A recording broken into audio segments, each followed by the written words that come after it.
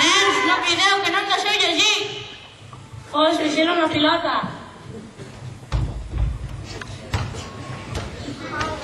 Ja n'hi ha prou. Per què no segueix explicant el que fèiem quan nosaltres teníem la vostra edat? Calla, calla, Domènec, no veus que s'adormiran? No, iaia, que ja ens agraden les vostres històries. Sí, són més divertides que moltes de la tele. Doncs escolteu, ara fa 75 anys que van inaugurar l'escola de la Ràpita i els nens són una classe i les nenes són una altra. Apa, i estudiàveu el mateix? De vegades sí, de vegades no.